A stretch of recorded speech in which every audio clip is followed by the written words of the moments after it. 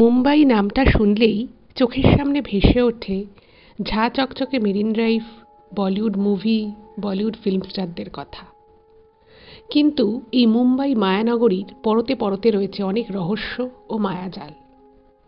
আর এই জিনিসগুলো যারা মুম্বাই শহরে প্রথমবার স্ট্রাগল করতে আসে তাদের মধ্যে অনেকেই কিন্তু এই জিনিসগুলোকে প্রত্যক্ষ করেছেন।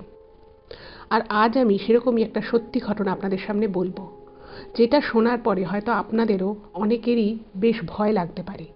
কিন্তু যিনি ঘটনাটা পাঠিয়েছেন তিনি বারবার দাবি করেছেন যে তিনি এই ইমেলটায় যা যা লিখেছেন, যে যে জিনিসগুলো ওনার সাথে হয়েছে সেগুলো কিন্তু সম্পূর্ণ রকমভাবে সত্যি ঘটনা। আর এইরকম উনি আরও 2-4 জনের সাথে কথা বলে ওনার কর্মসূত্রে উনি মুম্বাইতে থাকতেন, ইভেন এখনও থাকেন। তো সেই সময় ওনার জীবনে একটা খুব স্ট্রাগলিং পিরিয়ড চলছিল। তো উনি আরও অনেকের কাছেই কিন্তু এরকম নানান ধরনের এক্সপিরিয়েন্স শুনেছেন। তবে সকলকে বলবো কেউ কোথাও যাবেন না, প্রত্যেকে পুরো ঘটনাটা প্রথম থেকে শেষ অবধি শুনুন। এটুকু বলতে পারি আপনাদের এই ঘটনাটা ভীষণ ভীষণ ইন্টারেস্টিং লাগবে। তো সবাই আপনারা আমাদের চ্যানেলের সাথে থাকুন, পাশে থাকুন। নমস্কার শ্রোতা বন্ধুরা, ভূত ভগবান চ্যানেলে আপনাদের সকলকে অনেক স্বাগত। আশা রাখি সবাই খুব ভালো আছেন, সুস্থ আছেন, আনন্দে আছেন। আমাদের চ্যানেলে যে ঘটনাগুলো বলা হয় সেগুলো যদি আপনাদের ভালো লাগে তাহলে অবশ্যই চ্যানেলটাকে সাবস্ক্রাইব করবেন, ভিডিওগুলোকে লাইক করবেন। পুরো ঘটনাটা শোনার পর আপনাদের কেমন লাগলো সেই মূল্যবান মতামত জানাতে কিন্তু একদম ভুলবেন না। আর আপনাদের জীবনে বা আপনাদের পরিচিত কোনো মানুষের জীবনে যদি এরকম কোনো ভৌতিক, অলৌকিক, দৈবিক, অতিজাগতিক এরকম কিছু ঘটে থাকে তাহলে সেগুলো কিন্তু আপনারা আমাদের কাছে লিখে পাঠিয়ে দিতে পারেন। তার জন্য আপনাদেরকে আমাদের চ্যানেলের ডেসক্রিপশনে যেতে হবে, দেখবেন সেখানে আমাদের ইমেল আইডি মেনশন আছে।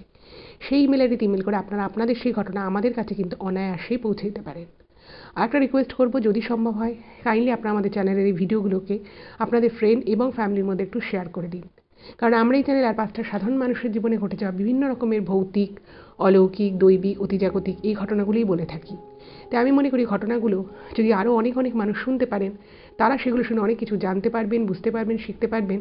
তার ফলে তারা অনেক বেশি সতর্ক ও সজাগ হতে পারবে।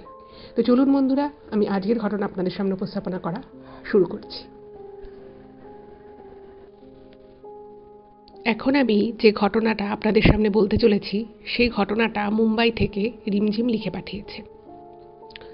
ও জানিয়েছে যে ও আমাদের চ্যানেলের নিয়মিত শ্রোতা এবং যতই ও ব্যস্ত থাকুক না কেন ঠিক কোনো না কোনো সময় করে আমাদের চ্যানেলের প্রত্যেকটা এপিসোড ও শোনে এবং ওর খুব ভালো লাগে। তো অনেক দিন থেকেই ও ভাবছিল যে ওর জীবনে আজ থেকে 7 বছর আগে যে ঘটনাটা ঘটেছিল বা যেটা ও শুনেছিল সেটা কিন্তু মানে ও সকলের সাথে শেয়ার করছে এবং বারবারও মেনশন করেছে যে এই ঘটনাটা যে ওর জীবনে ঘটেছিল সেটা মানে ওর জীবনকে কিন্তু অনেক রকমভাবে নাড়া দিয়ে গেছিল। এবং ও আজও এটা বিশ্বাস করে যে আজকে যে ও এখনও ঠিকঠাক আছে, বেঁচে আছে, সেটা সম্পূর্ণটাই ভগবানের আশীর্বাদে। তো এই ঘটনাটা শুরুতে আমাকে কিছু কথা আপনাদেরকে বলে নিতে হবে, তাহলে আপনাদেরও ঘটনাটা বুঝতে সুবিধা হবে, আমারও আপনাদেরকে বোঝাতে সুবিধা হবে। আজ থেকে 8 বছর আগে রিমঝিম মানে একটা কাজের সূত্রে মুম্বাইতে আসে। এবার ওর কাজের সূত্রটা ও যতটুকু জানিয়েছে আমি সেটুকুই আপনাদেরকে বলি। সেটা হচ্ছে যে ওর বেসিক্যালি ও বর্ধমান থেকে বিলং করে। এবার বহুদিন থেকেই ও চাকরি বাকরির চেষ্টা করছিল, কিন্তু সেইভাবে যেহেতু বর্ধমান থেকে বা ওর আশেপাশে খুব বেশি ইন্ডাস্ট্রিয়াল এরিয়া নেই, তো সেভাবেই চাকরি পাচ্ছিল না। আর যা ও চাকরি পাচ্ছিল সেগুলো কলকাতার দিকে, তো ওর বাড়ি থেকে অনেকটাই ডিস্টেন্স। এবার সেটা যা ও স্যালারি পেত সেই স্যালারিতে কলকাতা আলাদা করে ভাড়া থেকে ওর পক্ষে চালানো সম্ভবপর হতো না। তো সেই জন্য ওর কিছু বান্ধবীর সাথে পরামর্শ করে ও মেকআপ আর্টিস্টের কোর্স করে, একটা রেপুটেড জায়গা থেকেই কোর্স করে এবং সেখান থেকেই ওর কাজ করা শুরু হয়।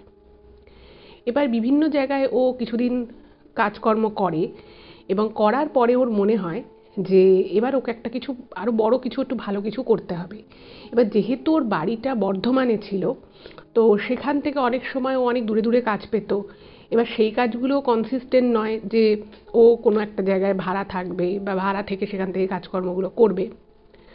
তো সেই করেই ও একবার একটা খবরের কাগজে একটা অ্যাড দেখে এবং খবরের কাগজে একটা অ্যাড দেখে এবং সেই অ্যাড দেখেও একটা জায়গায় ইন্টারভিউ দিতে যায়। সেটা হচ্ছে একটা বড় কোম্পানি এবং সেই কোম্পানি থেকে বিভিন্ন জায়গায় মানে তাদের আর কি মানে পুরো মেকআপ স্টুডিও রয়েছে, সেখানে আর কি কাজকর্ম করার জন্য মানে যারা পার্লারের কাজকর্ম জানে, যারা মেকআপ আর্টিস্টের কাজকর্ম জানে তাদেরকে হায়ার করা হচ্ছিল।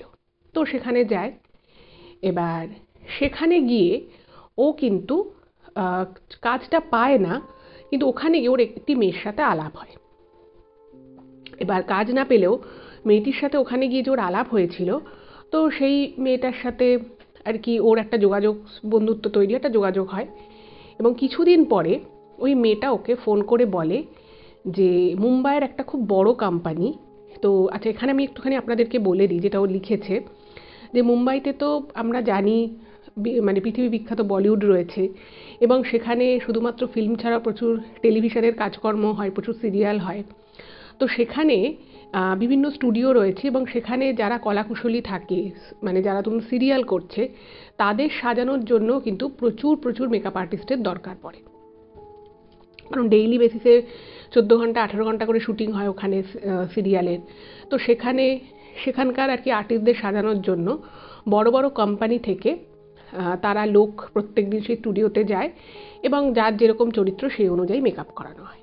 তো সেরকমই একটা কোম্পানিতে নাকি হায়ারিং হচ্ছে এবং যেহেতু খুব মানে আর্জেন্ট রয়েছে, তো ওই মেয়েটা বলে যে আমি তো অ্যাপ্লাই করে দিয়েছি, যদি তোরও ইচ্ছা হয় তাহলে কিন্তু তুই অ্যাপ্লাই করতে পারিস।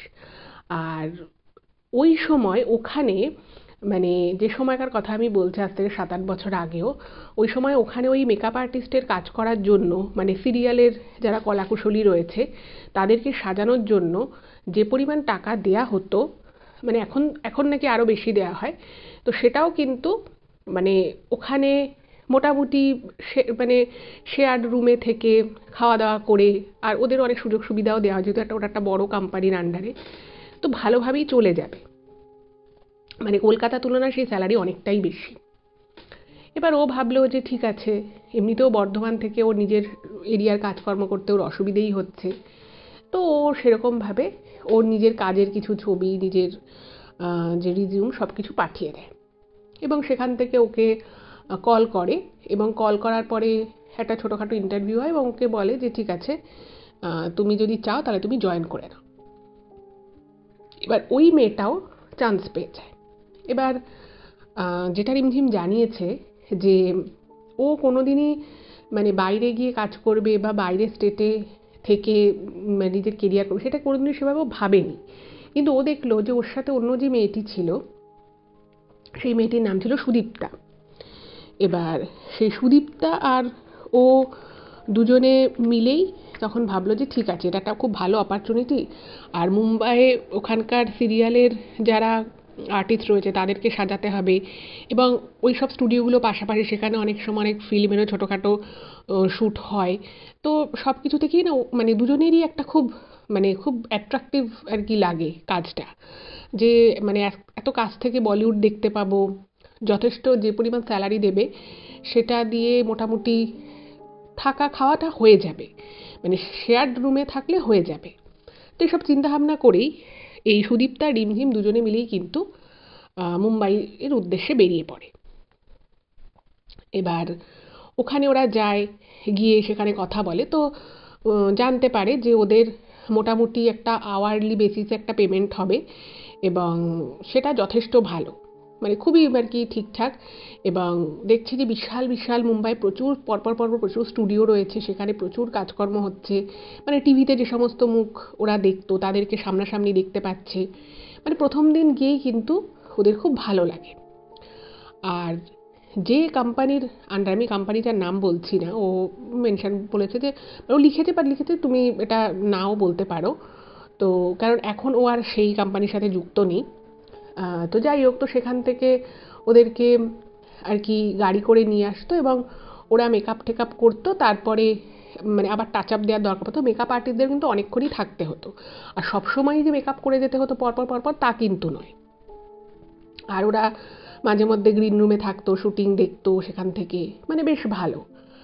আর প্রথম কিছুদিন মানে প্রথম একটা সপ্তাহ ওদের, যেহেতু ওরা দূর থেকে গেছে তো ওরকম আরও দু চারজন আর কি এদিক ওদিক থেকে গেছিলো, তো তাদের জন্য ওরা একটা ওই হস্টেল মতো একটা কিছু মানে বুক করেছিল এবং বলেছিল যে তোমরা এবার আস্তে আস্তে নিজেদের বাড়িঘর দেখে নাও।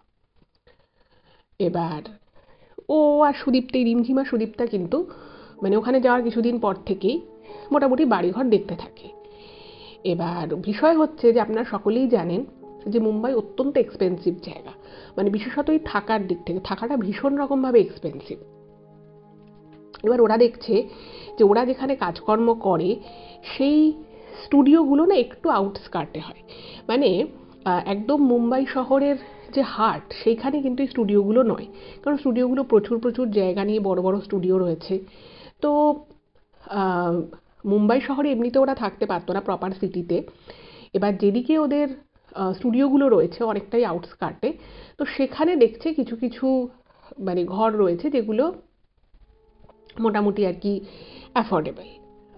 এবার সুদীপ্তা রিমঝিম প্রথম থেকেই ঠিক করেছিল যে ওরা একসাথে থাকবে।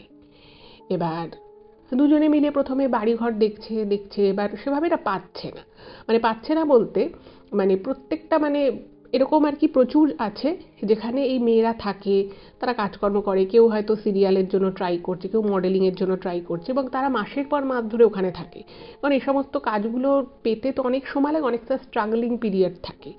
তো সেইভাবে না পাচ্ছে না, আর যাও বা পাচ্ছে সেগুলো হচ্ছে মানে হয়তো 2টো বেডরুম আছে, 5জন 6জন শেয়ার করে থাকছে। তো ওদের পক্ষে একটু অসুবিধে, কারণ ওদেরকে প্রচুর প্রোডাক্ট নিয়ে কাজ করতে আর ওদের নিজস্ব জিনিসপত্রও রয়েছে। আর ওইভাবে একটা 2টো বেডরুমের মধ্যে 6-7জন করে শেয়ার করে থাকার অভ্যেসটা রিমঝিম বা সুদীপ্তা কারোরই ছিল না। তো সেই জন্য ওদের একটু প্রথম প্রথম প্রবলেম হতে শুরু করে, এবং কোনো জায়গাতেই একসাথে 2জন থাকতে পারবে না। মানে হয়তো এরকম রুম আছে যে মানে 1 BHK, তো সেখানে 2জন অলরেডি আছে, তার সাথে আর একজনই থাকতে পারবে, মানে সেটার জন্য রিমঝিমও শিফট করতে পারছে না, আবার সুদীপ্তাও শিফট করতে পারছে না। এবার ওদের যে ওই হস্টেল মতো দিয়েছিল সেখানে আবার বেশি দিন থাকা যাবে না, তো ওরা তখন ঠিক করলো যে ঠিক আছে আপাতত যে যেরকম পাবে একটা একটা করেও যদি মানে আলাদা আলাদা যদি দুজনকে থাকতে হয়, ওরা দুজনে আলাদা আলাদাই থাকবে। পরবর্তী সময় একটু থিতু হয়ে ওরা দুজনে মিলে আলাদা একটা বাড়ি দেখে, আর কারণ ওরা নতুন ওখানে, ওরা অতটা কিছু জানেও না, তো সেই সমস্ত কিছু চিন্তা করে সুদীপ্তা প্রথমে একটা জায়গায় ভাড়া পেয়ে গেল, তো সেখানে শিফট করে গেল। আর সেখান থেকে মিনিট 7-এর দূরে একটা ওরকমই একটা মেয়েদের মানে ওখানে শুধু মেয়েই থাকে, তো সেইখানে একটা খুব মানে ওখানে তো জায়গার প্রচণ্ড ক্রাঞ্চ, আর খুব ছোট ছোট হয় ফ্ল্যাটগুলো, তো সেখানে ও 2টো বেডরুম আছে, এবং সেখানে অলরেডি 2টো মেয়ে থাকে। তো আর একজন ওরা রুমমেট খুঁজছিল, তো সেইখানে রিমঝিম মানে মানে সবার সাথে সবাইকে আর কি বলে ঠলে রেখেছে, তো ওরকম খবর পেয়েছে যে ওখানে একজন রুমমেট খুঁজছে একটা মেয়ে, তো সেখানে ও চলে যায়। এবার ও যখন ওখানে যায় রিমঝিম, যেটা ও লিখেছে, যে সেখানে গিয়ে দেখে যে 2 BHK বলছে ঠিকই, কিন্তু অন্য রুমটা ভীষণ ছোট, মানে স্টাডি রুম টাইপের ছোট।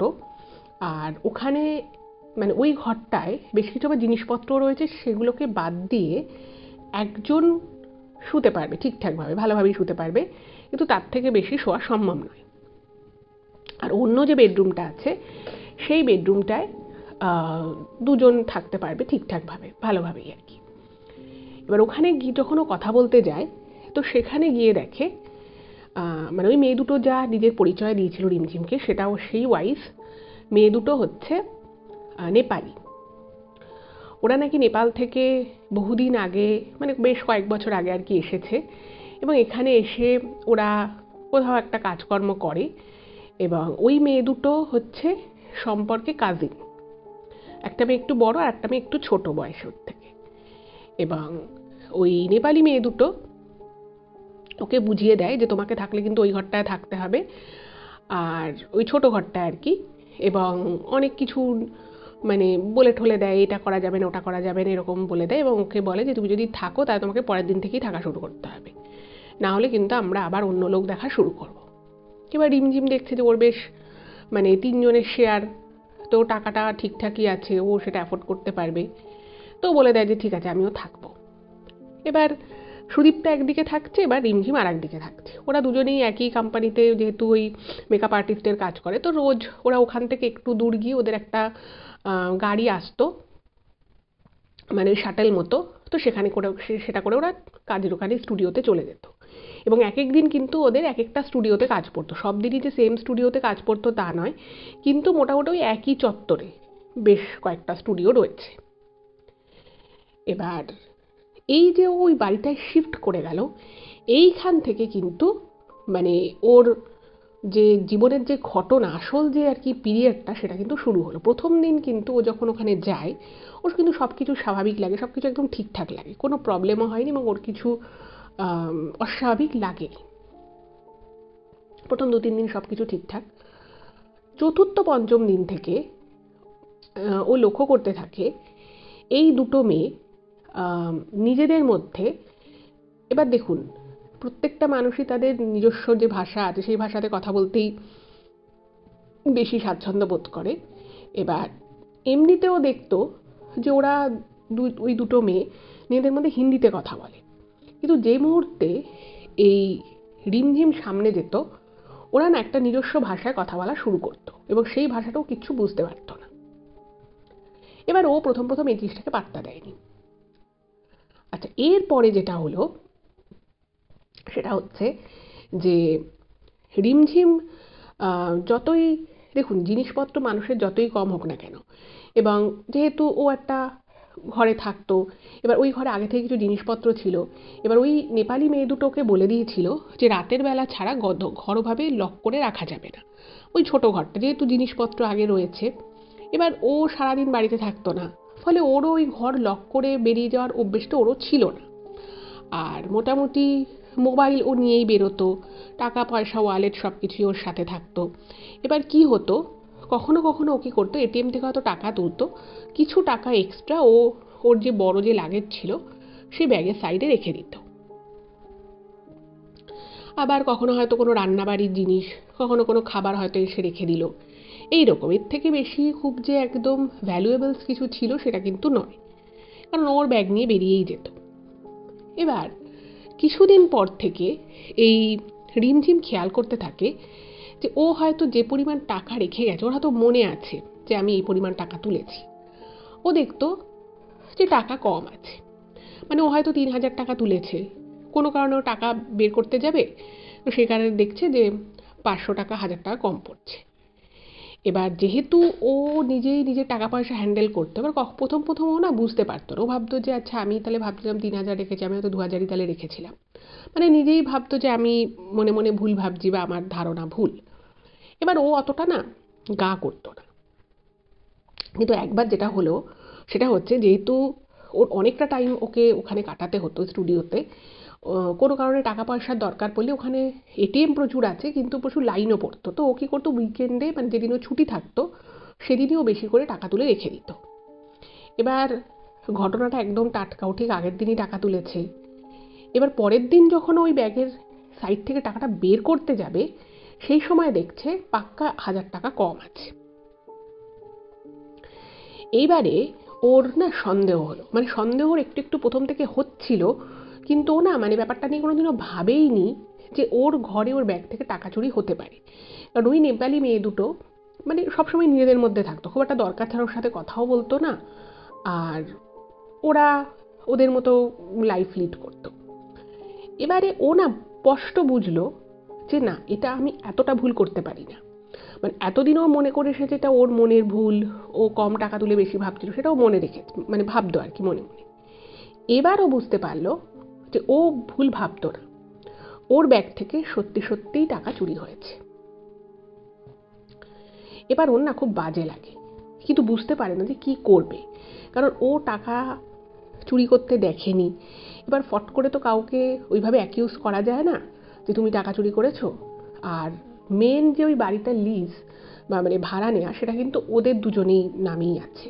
এবার ও ভাবছে যে রাতারাতি যদি আমি এটা নিয়ে ঝামেলা করে, যদি বলে আমাকে চলে যেতে, তাহলে আমি রাতারাতি যাবো কোথায়, কোথায় শিফট করবো। এরকম নানান চিন্তাভাবনা ওর মাথায় আসে, কিন্তু এটা বুঝতে পারছে যে ওর একটা প্রতিবাদ করা উচিত বা একটা কিছু জিজ্ঞেস অ্যাটলিস্ট করা উচিত, কিন্তু ও ভেবে পাচ্ছে না যে শুরু কীভাবে করবে।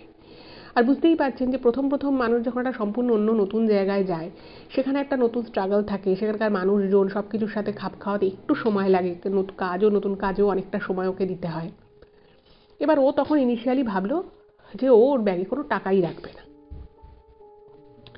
এবং পুরো যা টাকা পয়সাও তুলবে পুরোটাই ও ব্যাগে করে ক্যারি করবে, এবং কোনো টাকা না রাখলে আর কোনো ঝামেলা হবে না। এবং ও তখন ভাবলো যে ঠিক আছে, ভুলটা আমারই এতটা বিশ্বাস করা উচিত হয়নি, তা আমি বরং কোনো টাকা পয়সা রাখবো না। ভালো কথা, ও টাকা পয়সা রাখে না, আর কোনো সমস্যাও হলো না কিছুদিন। এর ঠিক 5-6 দিন পরে ও কি করেছিল, ও স্নান করার সময় নিজের যা জামা কাপড় সমস্ত কিছু ও ধুয়ে, ওদের ব্যালকানিতে একটা ছোটো মতো একফালি ব্যালকানি ছিল, তো ব্যালকানিতে 3টে দড়ি টানানো থাকতো, তার মধ্যে 2টো দড়ি হচ্ছে ওই মেয়ে দুটো ইউজ করতো, আর একটা দড়ি ওর জন্য বরাদ্দ ছিল যে ও জামা কাপড় মেলবে। আর ওই দিকে মুম্বাইয়ের দিকে সমস্ত ব্যালকানিতে কিন্তু জাল নেট সিস্টেম করা আছে, মানে জাল লাগানো থাকে। এবার বুঝতেই পারছেন, জাল যদি লাগানো থাকে, সেই জাল ভেদ করে কোনো কাক মানে বা কোনো এরকম পাখি কোনো কিছুরই আসার সম্ভাবনা একেবারেই নেই, এবং ওই মেয়ে দুটো মোটামুটি বেরিয়েই যায়। এবার ও যখন এসছে, ওর কাছে স্পেয়ার কি থাকতো, ও এসে দেখছে যে প্রত্যেকটা জামা কাপড় ও ধুয়ে ভালো করে জল নিংড়ে ক্লিপ দিয়ে গেছিল। ও বাড়িতে এসে দেখছে যে বাড়িতে ওরা দুজন, ওই মেয়ে দুটো নেই, কিন্তু ওর প্রত্যেকটা জামা কাপড়, যে জামা কাপড়গুলো ক্লিপ দেওয়া ছিল এবং সেদিন কোনো ঝড় বৃষ্টি হয়নি, কোনো হাওয়াও দেয়নি, প্রত্যেকটা জামা কাপড় মাটিতে পড়ে রয়েছে, ব্যালকানির মাটিতে। এবং ওই ধোয়া জামা কাপড়ের উপরে জুতোর দাগ, রীতিমতো জুতোর দাগ, মানে কেউ জামা কাপড়গুলো ইচ্ছাকৃতভাবে ফেলে তার উপরে জুতো দিয়ে মারিয়েছে। এবার ওর না এটা দেখে ভীষণ রকমভাবে প্রথমে শকিং লাগে যে এটা কি হলো, মানে আমার জামা কাপড়গুলো এইভাবে মাটিতে পড়লো কী করে, প্রথম কথা। আর দ্বিতীয় কথা হচ্ছে যে এইভাবে জুতোর দাগ কী করে এলো, মানে ব্যালকানিতে তো জুতো পরে হাঁটার কথাও নয়। এবার ওর আর বুঝতে বাকি থাকে না যে এটা কে করেছে, এবং জুতোর যে দাগটা রয়েছে সেই জুতোর দাগটা কিন্তু বুটের যেরকম জুতো হয়, ছেলেরা যেরকম আর কি বুট পরে, সেরকম জুতোর দাগ টাইপের। এবার ওর ভীষণ কনফিউশন হয় যে এই জুতোর দাগটা এলো কোথা থেকে, কারণ ওই মেয়ে দুটো এরকম জুতো পরে না সাধারণত। এবার ওর না মানে মন তো প্রচণ্ড খারাপ হয়েই যায় যে ওর পরিষ্কার জামা কাপড়গুলো এরকম হলো, তার সাথে সাথে ওর খুব অদ্ভুতও লাগে যে এই জুতোর দাগটা এলো কোথা থেকে। এবার ও তখন ভাবলো যে না, আমি অনেক সহ্য করেছি, আজকে আমি এগুলোকে এভাবেই রেখে দেবো এবং আমি ওদেরকে দেখাবো এলে যেটা কি করে হলো, কেন হলো।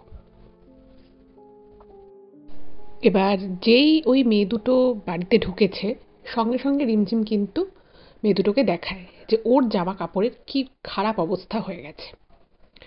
এবার ওইটা দেখানোর পরে দেখুন, সাধারণত যে রিয়াকশনটা হওয়া উচিত, যে হঠাৎ করে ওরাও অবাক হয়ে যাবে যে এটা কি করে হলো বা এরকম জুতোর দাগ কী করে এলো। তো মেয়ে দুটো যেন মনে হলো ওটা পাত্তাই দিল না, এবং ওরা পরিষ্কার বললো যে আমরা জানি না এসব কী করে হয়েছে, এবং বুঝতে পারলো মেয়ে দুটো নিজেদের মধ্যে কিছু একটা কথা বলছে এবং হাসছে, মানে মুখ টিপে টিপে হাসছে। তো বুঝতেই পারছেন এই সিচুয়েশনে রিমঝিমের পক্ষে বুঝতে কোনো অসুবিধেই হলো না যে যা যা ঘটনা ঘটেছে সবটাই কিন্তু এই মেয়ে দুটো জানে এবং ওরা নিজেরাই করেছে। এবার রিমঝিমের না খুব রাগ হয় যে এভাবে তো থাকা সম্ভব নয়, ওর টাকা পয়সা চুরি হয়েছে সেটা ও কোনো প্রমাণের অভাবে বলতে পারেনি, আজকে জামা কাপড়গুলো পরিষ্কার জামা কাপড়গুলো এভাবে নোংরা করা হয়েছে, বা সব কিছু তো সবসময় মেনে নেওয়া সম্ভব নয়। তো ও এবার কী করে, মেয়ে দুটোর কাছে যায় এবং গিয়ে পরিষ্কার বলে যে তোমরাই কি এগুলো করেছো, কারণ এই বাড়িতে তো আমরা তিনজন ছাড়া আর কেউ থাকে না। এবং যে মুহূর্তে রিমঝিম ওই মেয়ে দুটোকে স্ট্রেট ফরওয়ার্ড এই কথাটা বলে, সঙ্গে সঙ্গে কিন্তু মেয়ে দুটো প্রচণ্ড রেগে যায় ওর উপরে এবং প্রচণ্ড চিৎকার করতে থাকে। এবং শুধু চিৎকার করতে থাকে তাই নয়, ওকে অনেক উল্টোপাল্টা কথা বলে, এবং শুধু তাই নয়, সে কথাগুলো বলার পরে ওরা ওদের নিজস্ব নেপালি ভাষায় এমন কিছু ওয়ার্ড বলতে থাকে যে ওয়ার্ডগুলো যে খুব একটা ভালো নয় সেটাও বুঝতে পারে, কিন্তু তার মানেটাও জানে না। এবং তারপরে মেয়েগুলো ওই সিঁদুর জাতীয় কিছু নিয়ে, সেটা সিঁদুর নয় অবশ্যই, গুঁড়ো গুঁড়ো লাল টাইপের কিছু একটা নিয়ে মানে অদ্ভুত রকমভাবে কিছু একটা মন্ত্র টাইপের উচ্চারণ করা শুরু করে। করার পরে হঠাৎ করেই ও যেখানটায় আর কি থাকে, যেহেতু রাত ছাড়া অন্য কোনো সময় দরজা লক করা যাবে না, তো দরজা খোলাই ছিল, সঙ্গে সঙ্গে মানে ওর যেখানে আর কি ও শোয় সেই জায়গাটায় মনে হলো যেন ছিটিয়ে দিল। এবার রিমঝিম তো খুব রেগে গেছে যে হঠাৎ করে এটা কি ছেটালো আমার জায়গায়, এবং ও যখন মেয়েগুলোকে জিজ্ঞেস করে যে তোমরা এরকম কেন করছো, ওরা কিন্তু কোনো উত্তর দেয় না। এবং সেই দিনটা একটা খুব বাজে একটা এক্সপিরিয়েন্স ওর হয়, এবং ও আর কী করবে, ওর কিছু করার নেই। এবার এর থেকে বেশি ঝগড়া ঝামেলা করে একটা বাড়িতে তো আর একসাথে থাকা যায় না। তো ও সঙ্গে সঙ্গে জামা কাপড়গুলো তুলে নিয়ে আবার ওগুলোকে ধোয়া পরিষ্কার করে আবারও শুকোতে দেয়। এবার সেই দিনটা ওর এতটাই খারাপ যায়, এতটাই মন খারাপ হয়ে যায়, তো ওর সেই বান্ধবীকে ফোন করেছে, বান্ধবীকে ফোন করে বলছে যে কিছু কি বাড়ি ঠাড়ি পেলি, আমি এই বাড়িতে মনে হয় না বেশি দিন থাকতে পারবো, তো এরকম এরকম ঘটনা ঘটেছে।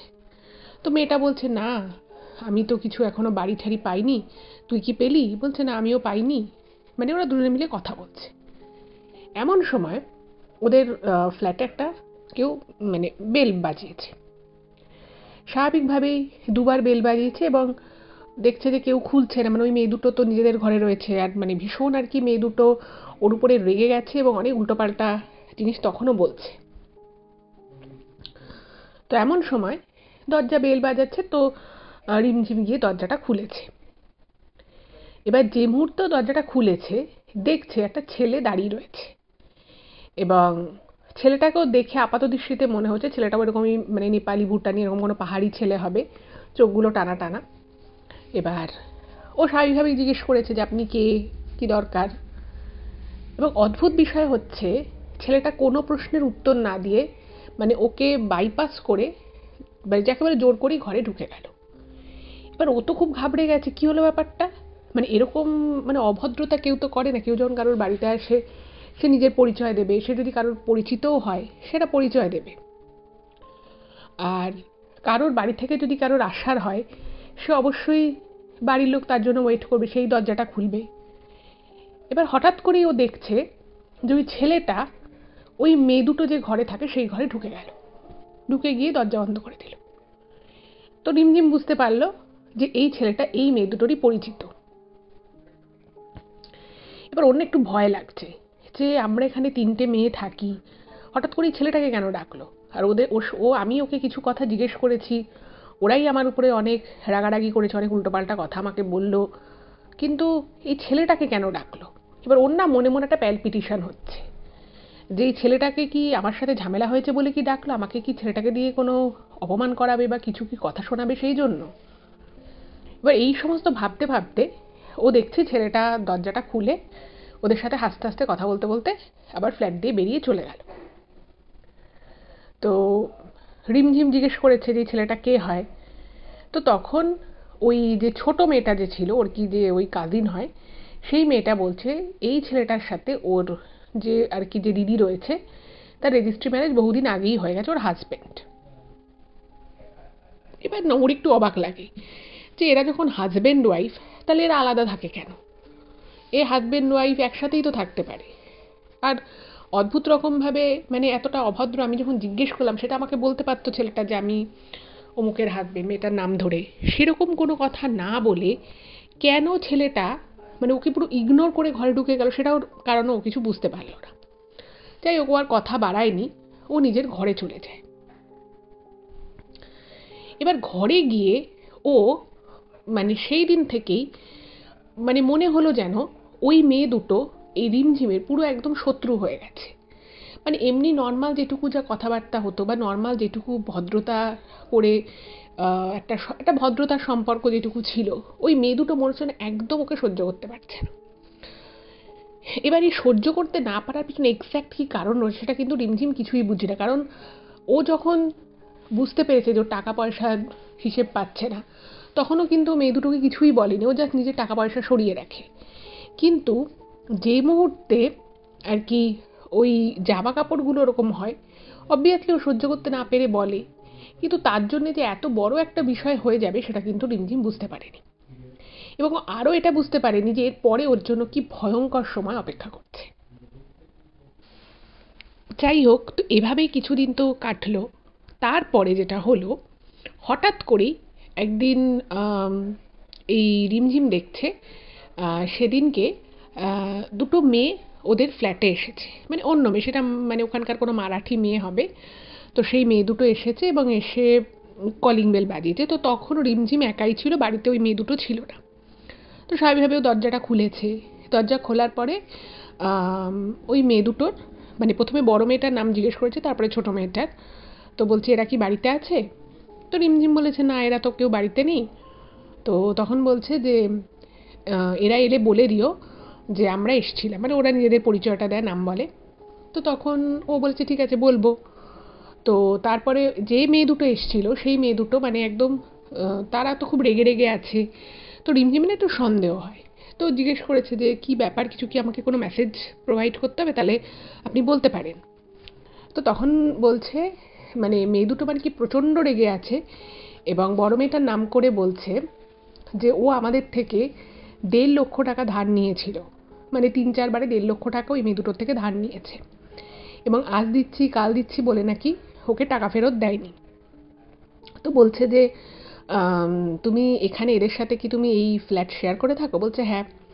তো রিমঝিমকে বলছে একটা কথা খুব ভালো করে জেনে এই মেয়ে দুটো কিন্তু সুবিধের না, এরা আমাদের 1.5 লাখ টাকা মেরেছে, আমাদেরকে অনেক মিথ্যে কথা বলেছে, অনেক রকম কিছু বলে ও 1.5 লাখ টাকা নিয়েছে।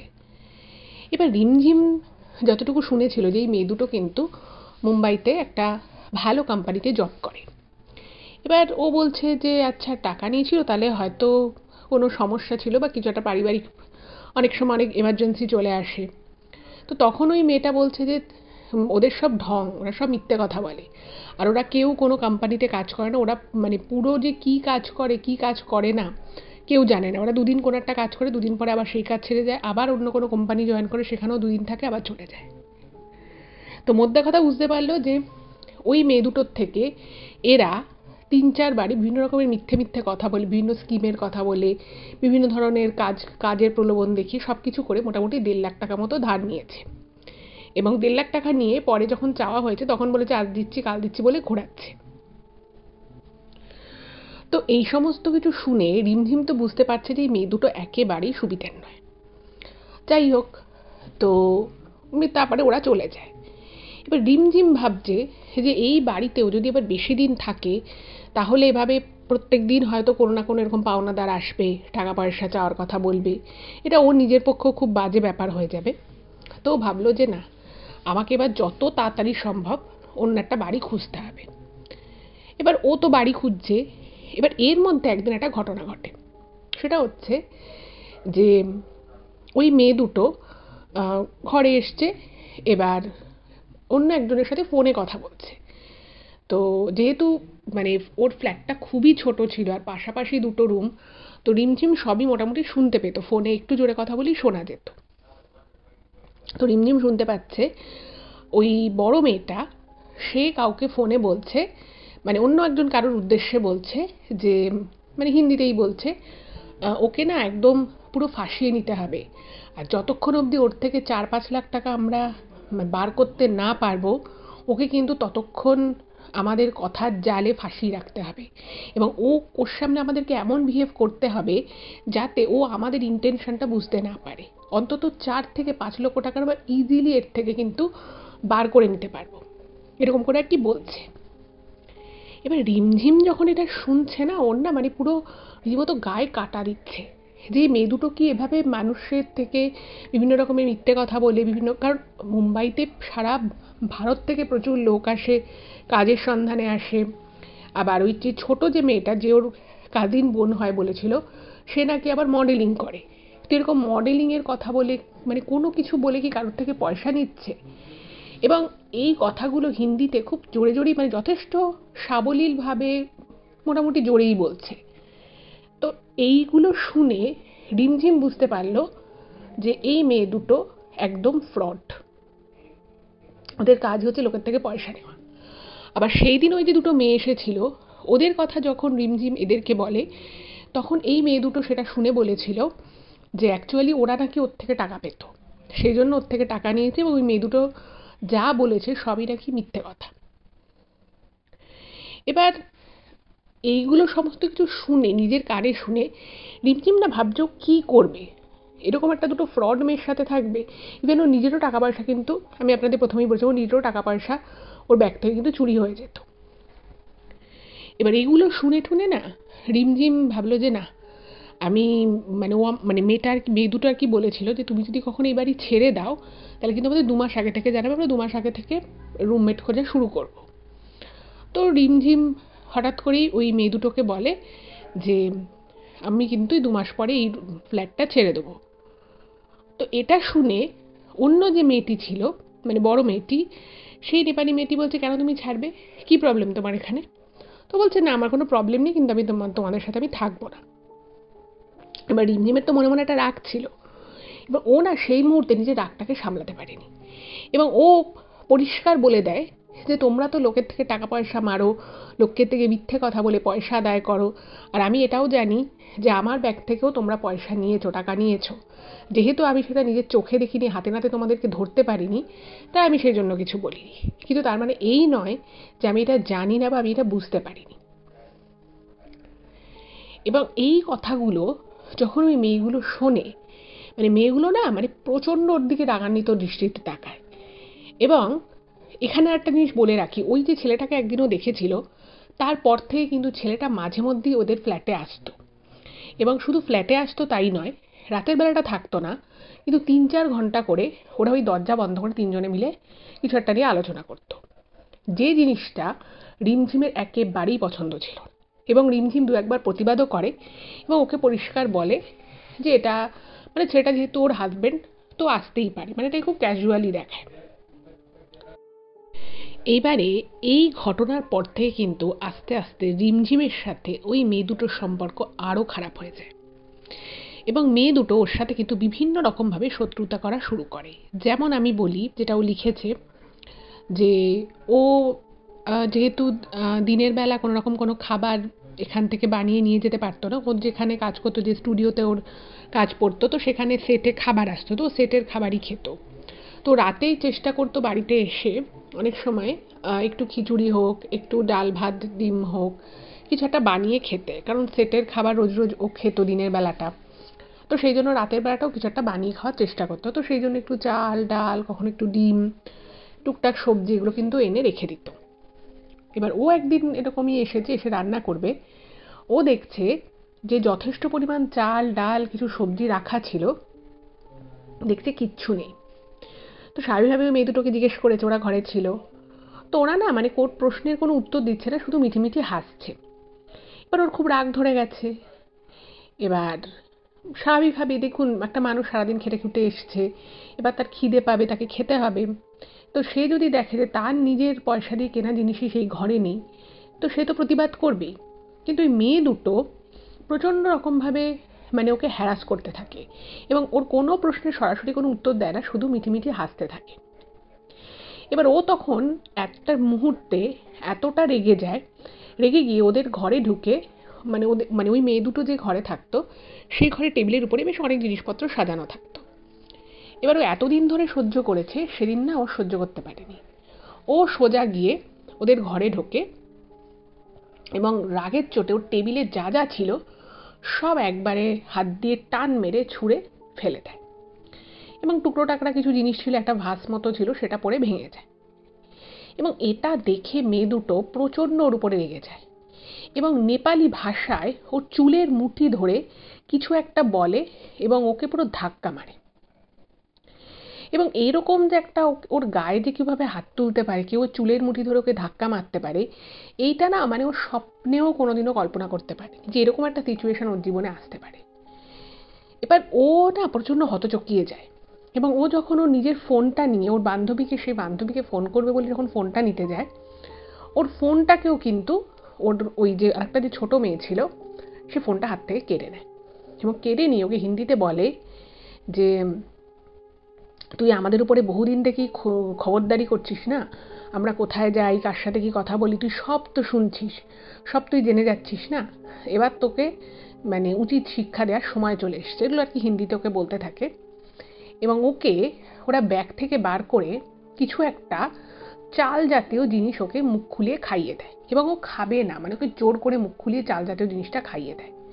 এবং খাইয়ে দিয়ে ওই বড় যে মেয়েটা, তো সেই মেয়েটা ওকে বলে যে তুই সেদিন বলছিলি না যে তোর ব্যাগ থেকে নাকি টাকা চুরি হয়েছে, তোর জামা কাপড় পাড়ানো হয়েছে, হ্যাঁ তোর ব্যাগ থেকে আমরা অনেক টাকা চুরি করেছি, আর তোর জামা কাপড়গুলো, মানে ওই ছেলেটার নাম করে বলে, ওকেই আমরা বলেছিলাম যে জামা কাপড়গুলো পাড়িয়ে দিতে, তুই ঠিকই জেনেছিস, তোর সাথে না এর থেকেও খারাপ ব্যবহার করা উচিত, তুই আমাদের পিছনে খুব খবরদারি করিস, তুই আজকে তোর এত বড় সাহস, তুই আমাদের জিনিস ফেলে দিলি। তো এই সমস্ত ব্যবহার পেয়ে না ও পুরো থতমত খেয়ে গেছে, আর ভয়ে মানে ও না একদম পুরো ঠকঠক করে সেই মুহূর্তে কাঁপছে, এবং ও মনে মনে ঠিক করছে যে আজকে রাতটা কোনো রকমভাবে আমি কাটিয়ে নিই, পরদিন সকালবেলায় আমি এখান থেকে জিনিসপত্র নিয়ে বেরিয়ে যাব। এবার ও না বুঝতে পারছে না যে ও ঠিক কী করবে, আর ওই মেয়ে দুটো হঠাৎ করে ওর উপরে এত কেন রেগে গেল, বা ওর উপর এরকম, ওর সাথে এরকম কেন ব্যবহার করছে, সেটা এক্স্যাক্ট কারণও বুঝতে পারে না। কারণ ও আজকে যেটা করেছে, টেবিলের উপর থেকে জিনিসপত্র ফেলে দেওয়া, হয়তো সেটা ঠিক নয়, কিন্তু ও অনেক কিছু সহ্য করার পর আজকে গিয়ে কিন্তু রাগটা মানে বহিঃপ্রকাশ পেয়েছে।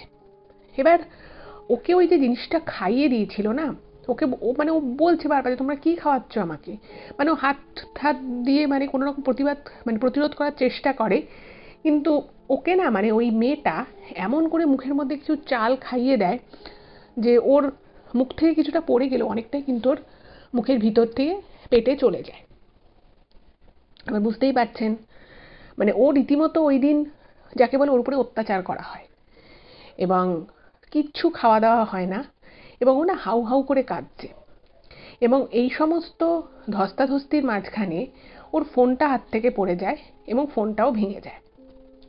এবার ও কী করবে, মানে অনেক রাত অবধি ওই মেয়েগুলোকে অকথ্য ভাষায় খারাপ কথা বলতে থাকে, ওকে বিভিন্ন রকমভাবে মানে ওর জিনিসপত্র, ও দেখতে পাচ্ছে ওর ব্যাগ খুলে ওর জিনিসপত্র দেখছে কি আছে না আছে, ওরা ওকে উল্টে চোর বলছে রিমঝিমকে, বলে ওর ব্যাগ সার্চ করছে যে কোনো জিনিসপত্র নিয়েছে কিনা, মানে ওটা দেখে ওর এত কষ্ট হচ্ছে। কিন্তু ওই চাল জাতীয় জিনিসটা খাওয়ার পরে না ওর শরীরটা মনে হচ্ছে যেন আর ওর নিজের মধ্যে নেই, মানে ও সব দেখতে পাচ্ছে, সব বুঝতে পারছে, কিন্তু ওর হাত পায়ে মনে হচ্ছে যেন সেই জোরটা নেই যে ও উঠে ঘর থেকে বেরিয়ে যাবে, বা ফ্ল্যাট থেকে যা অ্যাটলিস্ট বেরিয়ে অন্য কারোর থেকে হেল্প চাইবে, সেই ক্ষমতাও নেই, এবং ওর ফোনটাও ভেঙে গিয়ে বন্ধ হয়ে গেছে। এবার ও তো ওর নিজের ঘরের একটা কোনায় চুপচাপ বসে আছে, এবং ও কাঁদছে, এবং ও তখন অবধি ও বুঝতে পারছে না যে ওর সাথে অ্যাকচুয়ালি কী হয়েছে বা কী হতে চলেছে। ও ভাবছে যে এই সমস্ত কিছুর কারণে ও হয়তো প্রচণ্ড রকমভাবে শকড হয়ে গেছে, আর যেহেতু ওকে একটা ধাক্কা মেরেছিল, চুলের মুঠিটা ওকে সরিয়ে দিয়েছিল, তার ফলে হয়তো ওর শরীরটা একটু খারাপ লাগছে। কিন্তু ওই যে জিনিসটা ওর মুখের মধ্যে ফট করে দিয়ে দিয়েছিল, সেটা যে কেন দিল, কী জন্য দিল, বা ওই জিনিসটা অ্যাকচুয়ালি কী ছিল, সেই সম্পর্কে কিন্তু রিমঝিমের কোনো আইডিয়া ছিল না। এবার রিমঝিম তো নিজের ঘরে চুপচাপ কোণা করে বসে আছে, আর ওই মেয়ে দুটো দেখছে যে মানে ওখানে একটা ফ্রিজ ছিল, এবং নর্মালি কিন্তু ওই মেয়ে দুটো ফ্রিজে কিছু রাখতো না, মানে ওরা অলওয়েজ খাবার দাবার খেয়ে আসতো, আদারওয়াইজ অর্ডার করে খেত। এবার ওরা দেখছে, মানে ও দেখতে পাচ্ছে যে মেয়ে দুটো ফ্রিজ থেকে মানে প্রচুর মাংস বার করেছে, মানে মাংস কিনে এনেছিল বা কিছু একটা হবে, তো সেই মাংসগুলো ওর সামনে খাচ্ছে, তারপরে ওর সামনে বোতল খুলছে, সেখান থেকে খাচ্ছে, পান করছে, এবং ও না মানে এই যে এতদিন যে মেয়েগুলোর সাথে ছিল, মানে এতটা এরকম বিশৃঙ্খলতা কিন্তু মেয়েগুলোর মধ্যে দেখেনি। আর প্রথম প্রথম এই নেপালি মেয়ে দুটোর কিন্তু ব্যবহার যথেষ্ট ভালো ছিল। এবারে এখানে একটা জিনিস বলে রাখি, যেটা রিমঝিম ইমেলে মেনশন করেছে, যে একদিন একটা ঘটনা ঘটেছিল এর মাঝখানে। সেটা হচ্ছে একদিন ওর মানে যে কদিন আর কি ওর মানে ওয়ার্কিং ডে থাকে, মাঝখানেও একটা দিন ছুটি নিয়েছিল। তার পিছনে কারণ হচ্ছে ওর একটা কোনো ব্যাংকিংয়ের কোনো একটা কাজ ছিল, তো সেই কাজটার জন্য ও সেই দিনটা স্টুডিওতে যায়নি মেকআপ করতে। এবার ও সেই জন্য ছুটি নিয়েছিল। এবার ব্যাংকের কাজটা ও ভেবেছিল যে অনেকটা সময় লাগবে, তো সেই জন্য ছুটি নিয়েছিল, কিন্তু ও ব্যাংকে যায় এবং কাজটা খুব তাড়াতাড়ি হয়ে যায়। তো যেহেতু ছুটি নিয়েছে, আর ওর বান্ধবীও সেদিন কাজেই গেছে, ফলে ওর মানে কারোর সাথে যে ঘুরবে ফিরবে সেসবের কোনো প্ল্যান ছিল না, তো বাড়িতেই চলে এসেছিল। তো তো বাড়িতে যখন ও আসে তো দেখে কিছুক্ষণ পরেই মেয়ে দুটো আবার বেরিয়ে যায়। এবার ও তখন ঘরে একা, এবং মেয়ে দুটো কিন্তু অলওয়েজ ওদের ঘরটাকে লক করে বেরোতো। এবার সেদিন কোনো কারণে মেয়ে দুটো ঘরটা লক করতে ভুলে গেছে। এবার দরজা খোলা ছিল, এবার ও একটু ওদের ঘরটায় ঢুকেছে। এবার ঢুকে দেখছে রিমঝিম যে ওদের ঘরের দেয়ালের দিকে একটা কাঠের টেবিল মতো ছিল, এবং সেই টেবিলে একটা সাদা রঙের কাপড় সাঁটা রয়েছে, মানে টেবিলের উপর থেকে কিছুটা অংশ দেয়াল থেকে ঝুলছে একটা কাপড়, এবং সেই কাপড়ের মধ্যে সিঁদুর দিয়ে একটা অদ্ভুত, মানে আপনি যদি একটা সাদা কাপড়ের উপরে সিঁদুরের মানে ফোঁটা দিয়ে যদি আপনি একটা পুতুল টাইপের কিছু আঁকেন, যেরকম দেখতে লাগবে ঠিক সেরকম একটা কিছু ওরকম এক টুকরো কাপড়ে আঁকা, এবং সেটা হাত দিয়ে যে কেউ টাটকা এঁকেছে সেটা বোঝা যাচ্ছে। এবং ওই টেবিলের উপরে কিছু ছোট ছোট ছোট ছোট সিঁদুর মাখা, মানে ওই মুরগি বা হাঁসের হাড়ের মতো কিছু ছোট ছোট হাড় সিঁদুর মাখা রাখা রয়েছে, এবং তার পাশে একটা জায়গায় গোটা ধনে রয়েছে, কিছু কালি মাখানো কালো নর্মাল চাল রয়েছে, যে চালটা নর্মাল চালই কিন্তু পুরো কালো রঙের, সেরকম চাল রয়েছে, এবং তার পাশে খুব বিদঘুটে গন্ধের একটা গুঁড়ো মতো কিছু একটা রয়েছে। এবার যে মুহূর্তে রিমঝিম এই জিনিসটা দেখে, ওর না কীরকম একটা গাটা গুলিয়ে ওঠে, কারণ ওই হাড়গুলো, তারপরে ওই যে একটা পুতুল টাইপের কিছু সাদা কাপড়ে আঁকা সিঁদুর দিয়ে, এটা দেখে না ওর খুব একটা স্বাভাবিক লাগে না। কারণ দেখুন, ও মানে রিমঝিম হয়তো নেপালি কালচার সম্পর্কে অতটা জানে না, সেটা হতে পারে, কিন্তু আপনি কিন্তু একটা জায়গায় গেলে বা সেই জায়গার যে অরাটা থাকে বা সেটা দেখলে কিন্তু আপনি বুঝতে পারবেন যে সেটা আর যাই হোক কোনো ভগবানের বা কোনো দেবতার উদ্দেশ্যে সেই পুজো নয়, এবং মানে ছোট ছোট টুকরো টুকরো কোনো পাখি পক্ষীর হাড় রাখা ছিল, যেটা দেখে না ওর প্রচণ্ড রকমভাবে ব্যাপারটা বাজে লাগে যে এ আবার কি। এবং ওই সেম হাড়ের টুকরো ও কিন্তু যখন ওর নিজের ঘরে আসে তখন কিন্তু দেখে ওর ঘরেও ওরকম হাড়ের টুকরো রাখা রয়েছে, এবং তার মাথায় মাথায় সিঁদুরের ফোঁটা লাগানো। এবার এটা দেখে না ওর মাঝখানে খুব রাগ হয়েছিল যে ওরা নিজেরা নিজেদের ঘরে যা করছে করছে, আমি এই ঘরে 1/3 ভাড়া দিই, তাহলে আমার ঘরে কেন ওটা রাখলো। এবং ওই ঘরে ওরা কিছু জিনিসপত্র রেখেছিল, এবং সেই জিনিসপত্রগুলোর বাদে কিন্তু ওর ঘরটা তাক মতো ছিল ছোট্ট, তো সেইখানে ওরকম ওর জিনিসের পাশে ওরকম হাড়ের টুকরো রেখে দিয়েছিল। এইবারে ও সেটা দেখে খুব রেগে যায়, এবং ও একটা কাগজ নিয়ে ওই হাড়ের টুকরোগুলোকে ওখানে ঘর থেকে পুরো ডাস্টবিনে ফেলে দেয়। এবার ব্যাপার যেটা ঘটে যে এই জিনিসটা যখন ওই মেয়ে দুটো এসে বুঝতে পারে যে ওর ঘরে ওই হাড়ের টুকরোগুলো নেই, তো মানে ও একটা কৌশল করেছিল, ওকেও জিজ্ঞেস করেছে মেয়ে দুটো যেখানে কিছু জিনিস ছিল এগুলো কোথায় গেছে। তো তখন না ও একটু চালাকি করে রিমঝিম বলছে, না আমি জানি না, আমি দেখিনি। ও মানে পুরো ব্যাপারটা অস্বীকার করেছিল। বাট ও অস্বীকার করলেও মেয়ে দুটো কিন্তু নিশ্চিত ছিল যে নিশ্চয়ই এই হাড়ের টুকরোগুলো ওই সরিয়েছে, এবং সেই দিন কিন্তু মানে ওর সাথে অত্যন্ত দুর্ব্যবহার করে ওই মেয়ে দুটো। এবং আরও একটা অদ্ভুত বিষয় হচ্ছে যে ওই মুহূর্তে মানে যেদিন থেকেও বুঝতে পেরেছিল যে মেয়ে দুটো ভালো নয়, ওদের ইন্টেনশন ঠিক নয়, কোনো অজানা কারণের জন্য কোনোভাবেই ওই বাড়িটা ছাড়তে পারছিল না। মানে একটা এর আগে বাড়ি ওরা দেখেছিল, ও আর ওর বান্ধবী, কিন্তু সেই বাড়িতে কথাবার্তা ঠিক হওয়ার পরেও কিন্তু শেষ মুহূর্তে ওই বাড়িটা যিনি আর কি ভাড়া দেবেন তিনি ক্যান্সেল করে দেয়। তো কোনোভাবেই মানে যতই ও চেষ্টা করছে ও বেরোতে কিছুতেই পারছিল না। তো এই একটা ঘটনা কিন্তু মাঝখানে ঘটেছিল, কিন্তু এখন ওর যে অবস্থা, মানে ওর তো কোনো মানে হুঁশ রয়েছে, ও বুঝতে পারছে, ও চিন্তা করতে পারছে, ও কথা বলতে পারছে, কিন্তু শরীরে কোনো জোর নেই।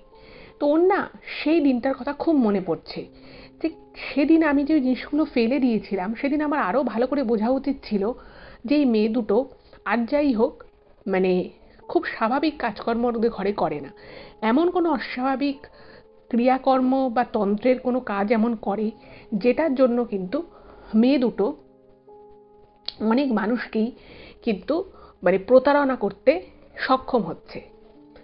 এবার ও তো মনে মনে ভাবছে যে এখান থেকে কোনো রকমে বেরোবে এবং বেরিয়েও সোজা পুলিশের কাছে যাবে, থানায়, যে ওকে ওর সাথে এরকম দুর্ব্যবহার করা হয়েছে।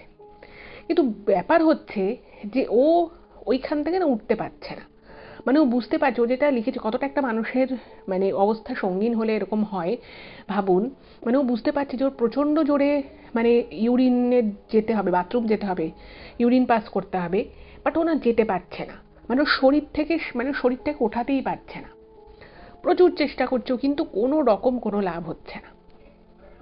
তো এই অবস্থায় ও রীতিমতো ঘষ্টে ঘষ্টে ঘষ্টে ঘষ্টে বাথরুম অবধি কোনো রকমে যায় এবং ও ওখানে গিয়ে ইউরিন পাস করার পরেও বমি করে। এবং অদ্ভুত বিষয় হচ্ছে, বমি যখন ও করে, ওর কথা অনুযায়ী ও যেটা লিখেছে, ওর মুখ থেকে সুতো বেরোয়।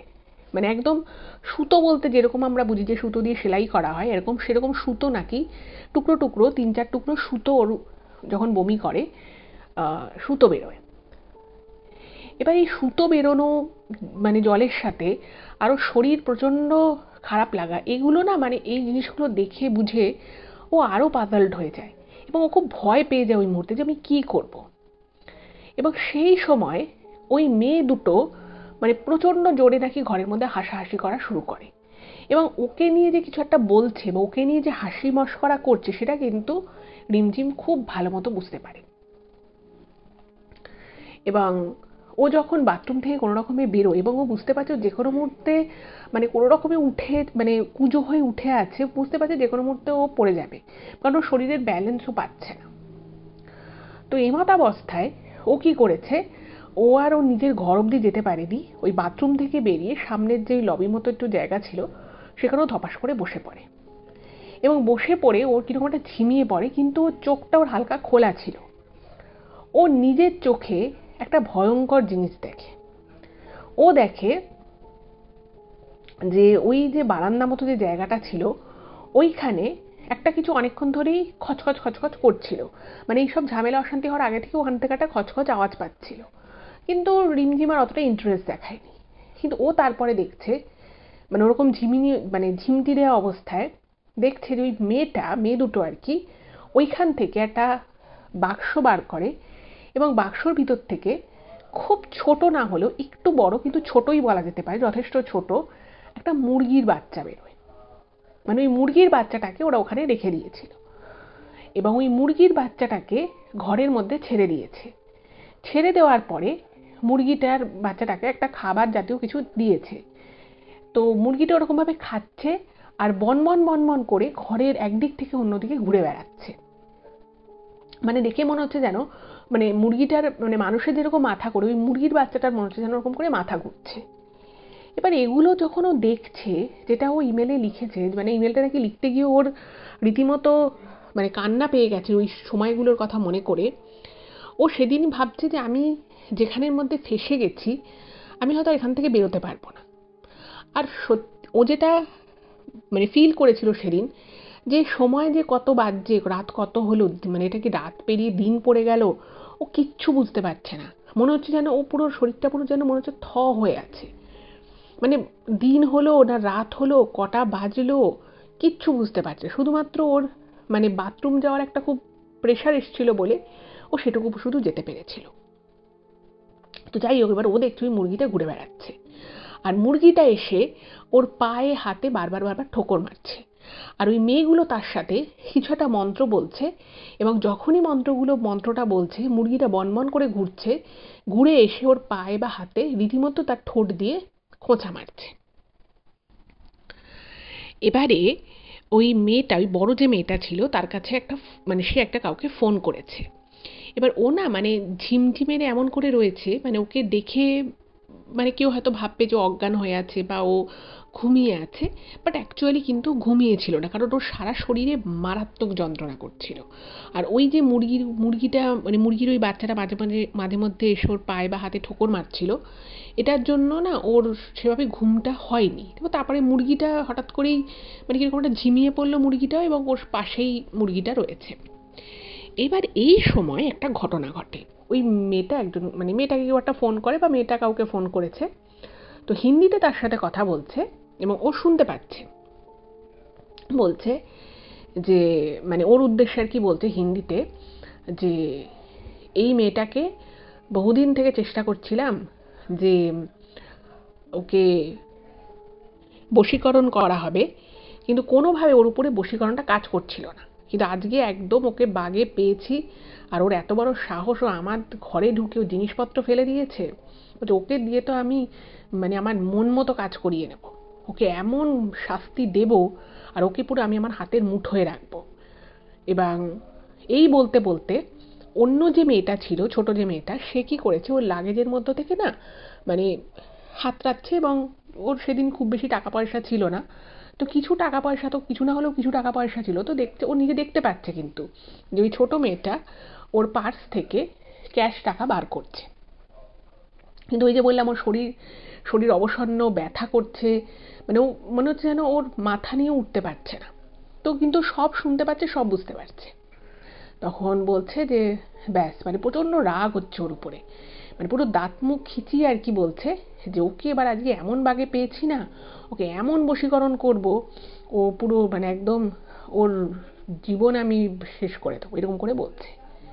এবার এগুলো যখন ও শুনছে রিমঝিম, ও যেটা লিখেছে যে আমি সেদিন ভাবছি যে ব্যাস আমার জীবন হয়তো এখানেই শেষ, আমি এত আশা নিয়ে এসেছিলাম, আর সেই সময় ওদের একটা, ওর বর্ধমানের বাড়িতে একটা ফিনান্সিয়াল ক্রাইসিস চলছিল, তো সেই জন্য ও চাইছিল যে 2 পয়সা যাতে বাঁচানো যায়, তাহলে ও বাড়িতে একটু বেশি টাকা পাঠাতে পারবে।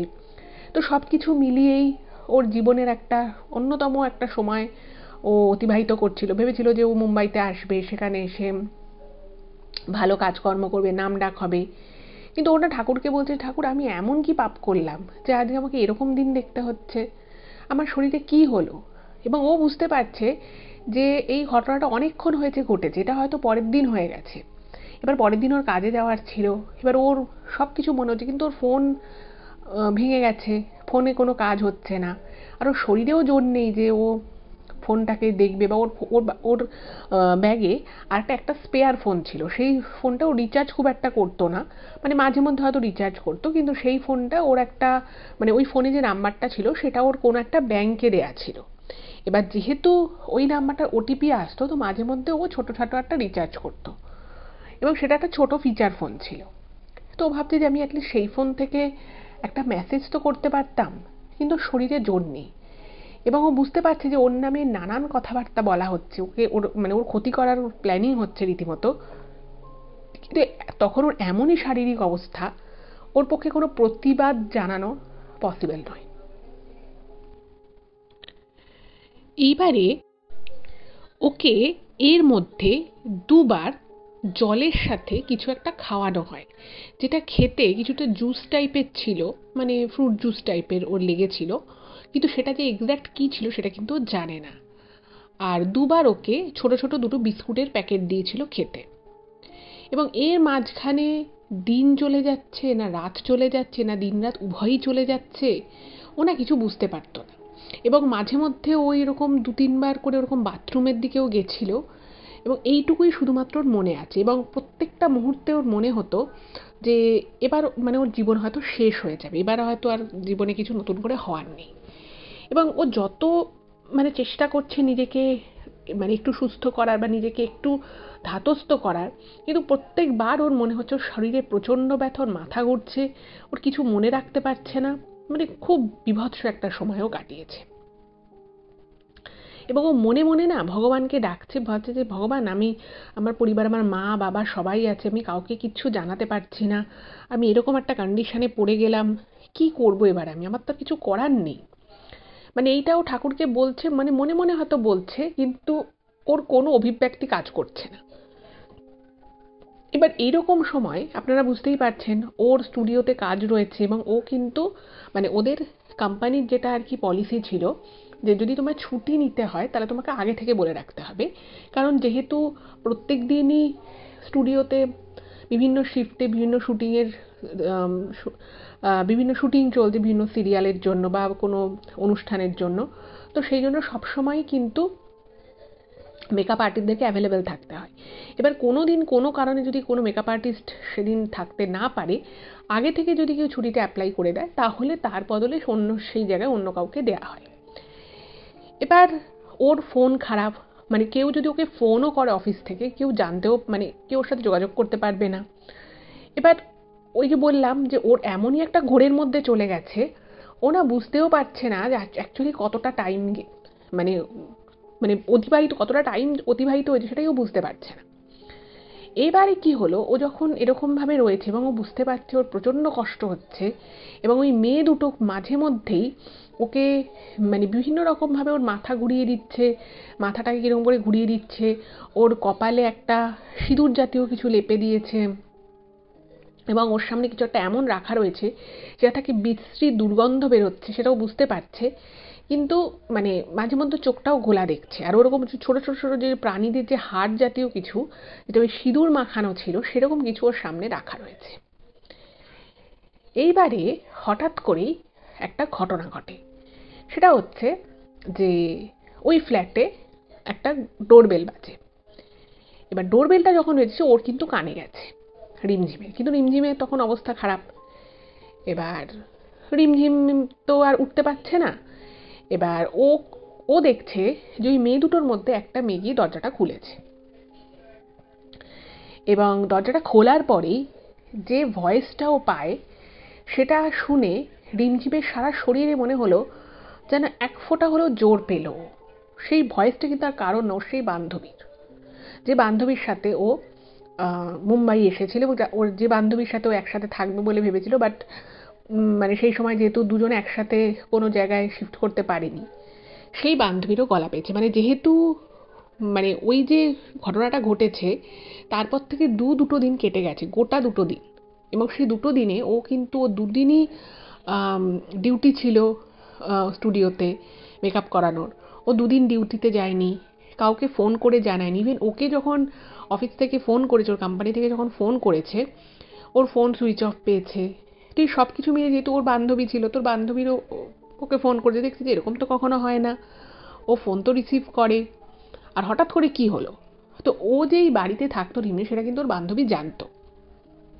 তো এসেছে, আসার পরে বলছে যে রিমঝিম কোথায়, ওর কি শরীর খারাপ করেছে, ও 2 দিন ধরে আসে, ওর সাথে আমি একটু দেখা করব। তো হঠাৎ করেই ওই মেয়েটা মানে মেয়ে দুটো খুব মিষ্টি মুখে ওর বান্ধবীকে বলে যে না আসলে ও তো 2 দিন ধরে ফ্ল্যাটেও নেই, আমরা ওকে ফোন করেছি, জানার চেষ্টা করেছি যে ও কোথায়, কিন্তু আমাদের কারোর ফোন রিসিভ করেনি। এবার এইটা বলে না ওরা দরজাটা বন্ধ করে দিয়েছে। এবার এই জায়গায় হয়তো ওর বান্ধবীর কোথাও একটা সন্দেহ হয়। তো বান্ধবী ওখানে কিছুক্ষণ ওয়েট করে, এবং ওই যে বললাম যে ও মনে মনে ভগবানকে প্রচণ্ড ডাকছিল, এবং ভগবানকে একটা সময় বলেও ছিল নাকি যে ভগবান আমি এত কষ্ট আর সহ্য করতে পারছি না, তোমার যদি তুলে নেওয়ার হয় তো তুমি আমাকে তুলে নাও, কিন্তু আমাকে এভাবে তার কষ্ট দিও না। এবং যখন রিমঝিম শুনতে পাচ্ছে ওর বান্ধবী এসছে, ও প্রচণ্ড জোরে চিৎকার করার চেষ্টা করছে, বাট ও চিৎকার করতে পারছে না। কতটা অসহায় অবস্থা একবার ভাবুন। এর কিছুক্ষণ পরে মানে ওখানে ওর বান্ধবী কতক্ষণ দাঁড়িয়েছিল সেটাও জানে না, হঠাৎ করে আবার ডোরবেল বাজে। এবার ওই মেয়ে দুটো ভেবেছে যে হয়তো ওই বান্ধবীটা আবার এসছে বা অন্য কেউ এসছে। এবার যথারীতি দরজাটা খুলেছে, এবং দরজা খোলার পরে ওই যে এর আগে যে বহুদিন আগে যে 2টো মেয়ে এসেছিল, এবং তাদের সাথে আজকে আবার একটা লোকও এসেছে, যাদের থেকে ও প্রায় 4-5 লাখ টাকা ধার করে ফেরত দেয়নি, তারা হুট করে ফ্ল্যাটের মধ্যে ঢুকে পড়েছে। আর যেহেতু একটা লোকও ছিল, মানে এই মেয়ে দুটো আর প্রতিবাদ করতে পারেনি, মানে প্রতিবাদ করার আগেই ওরা ফ্ল্যাটের ভিতরে ঢুকে পড়েছে। আর ফ্ল্যাটটা ছোট, এই নিয়ে বচসা হচ্ছে টাকা পয়সা নিয়ে। এবং ও তখন একটা মানে ওকে ওর যে ঘরটায় থাকতো সেই ঘরটার যেহেতু ছোট ঘর, দরজার কোণা করে ওখানটায় বসে রয়েছে। এবার ও ভাবছে, ওর মানে ও মনে মনে ভাবছে যে এইটাই আমার সুযোগ, আমি যদি নিজেকে মানে আমাকে যদি কেউ দেখতে পায়, সে হয়তো আমাকে এখান থেকে উদ্ধার করে নিয়ে যাবে। তো ওই অবস্থায় ও কোনো রকমে হামাগুড়ি দিয়ে মানে ওঠা মানে হাতে ভর দিয়ে ও আসার চেষ্টা করছে। আর সেইটা আবার ছোট অন্য যে মেয়েটি ছিল সে আবার বুঝতে পেরেছে যে এ আবার আসতে পারে। এ আবার কি করেছে, ওর কাছে এসে না ওর দরজাটাকে বন্ধ করে দিতে চাইছে, কিন্তু ওই জায়গায় ও পা দিয়ে দরজাটাকে চেপে রেখেছে, তো দরজা বন্ধ করতে দেবে না। এবং এই করতে করতে ভগবানের অসীম আশীর্বাদে ওই যে 2টো মহিলা আর একটা যে লোক এসেছিল টাকা আদায় করার জন্য, তাদের মধ্যে একজন কিন্তু রিমঝিমকে দেখতে পেয়েছে ওই অবস্থায়। এবং এটা যে মুহূর্তে দেখে, ওরা তো মানে ওইখানে তো বচসা চলছিলই, ওকে দেখে ওর কাছে এসেছে এবং ওর অবস্থা দেখে ওরা বুঝতে পেরেছে যে এই মেয়েটার খুব খারাপ কন্ডিশন, এবং সেইখান থেকে মুহূর্তের মধ্যে ওই মেয়ে দুটো ওদের পার্স ব্যাগ যা ছিল মানে মোবাইল আর ব্যাগ নিয়ে ওই নেপালি মেয়ে দুটো ফ্ল্যাট থেকে চম্পট দেয়। তারপরে তো রিমঝিমকে ওখান থেকে বার করে এনে ওকে ওখানেকার একটা মানে স্থানীয় একজন ডাক্তারের কাছে নিয়ে যায়। তো ডাক্তারবাবু দেখে বলে যে আমার ঠিক লাগছে না, ওকে হসপিটালে নিয়ে যেতে হবে। তো তারপরে ওকে হসপিটালে নিয়ে যায়, হসপিটালে নিয়ে গিয়ে অনেক রকম পরীক্ষা টরীক্ষা করে। তো তারপরে সেখান থেকে ওর একটা মানে সিভিয়ার ফুড পয়জনের একটা মানে পায়, যে ওর সিভিয়ার কাইন্ডের ফুড পয়জন হয়েছে। তো 2-3 দিন হসপিটালাইজ থাকে এবং সেই সময় ওর বান্ধবীর সাথে যোগাযোগ করে একটু আর কি, যখন ঠিকঠাক হয়েছে। তো সেই বান্ধবীও ছুটে আসে এবং তারপরে কিন্তু যাদের থেকেও টাকা পয়সা পেত ওই নেপালি মেয়ে দুটোর নামে কিন্তু কমপ্লেন হয়, স্থানীয় প্রশাসনে কমপ্লেন হয়। এবং পরবর্তী সময় যেটা জানা যায়, ওদেরকে প্রথম 1 মাস ধরা যায়নি, কিন্তু তারপরে কিন্তু মেয়ে দুটো ধরা পড়ে এবং যাদের থেকে টাকা নিয়েছিল তারাই কিন্তু পুরো জিনিসটা করে। এবং ওকে যখন জিজ্ঞাসাবাদ করা হয়, এবার যেহেতু ও সরাসরি কিছু দেখেনি, তো যেটুকু দেখেছিল সেটুকুই বলেছিল যে ওকে এরকম কিছু জিনিসপত্র খাইয়েছিল।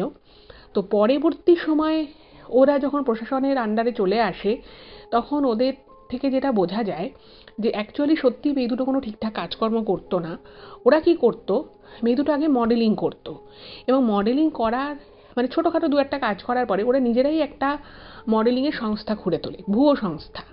এবং সেখান থেকে অনেক ছেলেমেয়ের থেকে ওরা মডেলিং করিয়ে দেওয়ার নাম করে টাকা পয়সা লুটতো এবং সেই জন্য ধরাও পড়ে ওরা।